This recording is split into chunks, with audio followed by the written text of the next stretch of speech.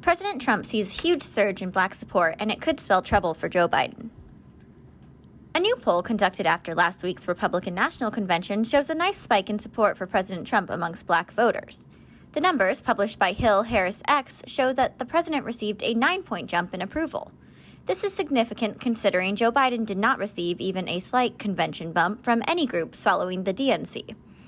The surge in support from black voters also seems to fly in the face of the media and Democrat efforts to portray President Trump and the Republican Party as racist. While the final numbers will not be clear until Election Day, Senator Tim Scott predicted back in February of this year that President Trump would see a significant uptick in support from black Americans in 2020. He said, President Trump will see a 50% increase in his African American support. It will go from 8% in 2016 to a minimum of 12% in 2020. He may even get to 15% of the African American vote, and that's game over. If the trend continues, it seems Senator Scott may be proven right. And it all spells bad news for Joe Biden, who has continued to take the black vote for granted. Biden's campaign fail in Pittsburgh has critics asking, did he need to leave his basement for this? Amidst new reports that Democrat nominee Joe Biden is sinking in the polls, his campaign scheduled a rare event in the swing state of Pennsylvania yesterday. It didn't go so well for him. In a failed attempt at a photo op, the candidate showed up in Pittsburgh with a total of 3 pizzas to deliver to rescue workers. Voters outside of the facilities heckled him for finally leaving his basement. They also shouted, "Trump would have brought us steak." Shortly after the mishap, Joe was rushed off to deliver a speech to a very small audience where he made a confusing defense of fracking, which he previously said he would eliminate. He then refused to take questions from reporters and left Pittsburgh. Conservative Twitter has erupted in criticism of the highly publicized campaign stop for its complete lack of substance. And judging by the pictures posted of the crowd at his short speech, the amount of people who have spoken out against the event far exceeds the total number of attendees who were able to see the speech live. While Pennsylvania is a swing state, they voted for Trump in 2016, and this latest trip from Biden doesn't appear to have swayed any voters over to his side. Many critics have even gone as far as to ask, did Biden need to leave his basement for this? Radical D.C. mayor proposed removal of Washington monuments. White House responds. On Tuesday, radical liberal mayor Muriel Bowser of Washington, D.C. shared her request to remove, relocate, or contextualize a list of federal monuments and statues in the city, including the Jefferson Memorial, the Washington Monument, the Christopher Columbus Fountain, and the Benjamin Franklin statue.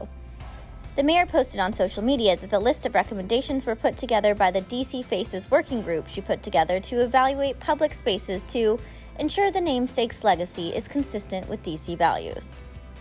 The chair of the working group examined over 3,050 public properties and monuments and discovered over 150 persons of concern that they believe warranted change, including America's founders, of course.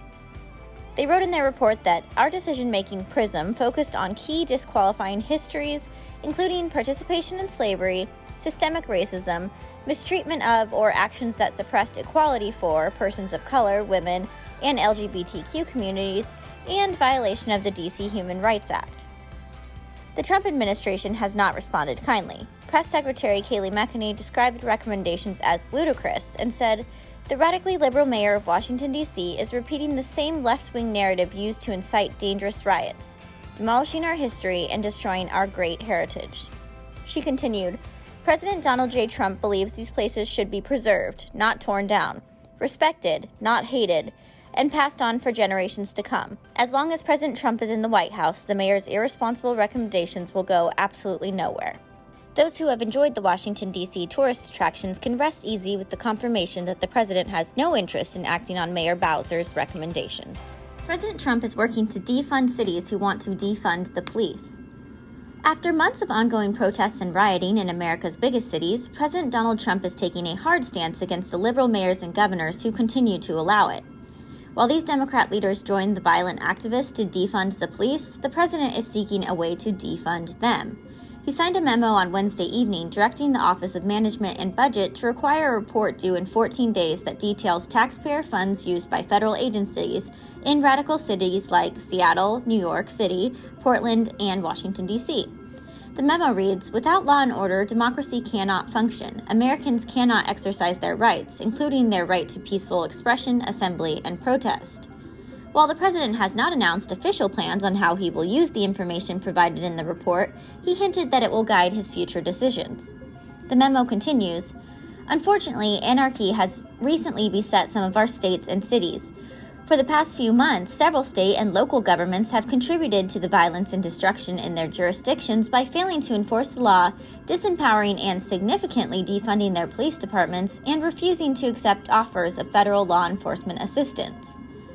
The memo drafted by the president also requests that Attorney General Bill Barr and Acting Secretary of Homeland Security Chad Wolf inform the administration of any jurisdictions that are preventing police officers from doing their jobs, defunding their police departments, or refusing assistance offered by the federal government. The report is sure to be a game changer for liberal leaders who have repeatedly incited violence and chaos into their cities and states.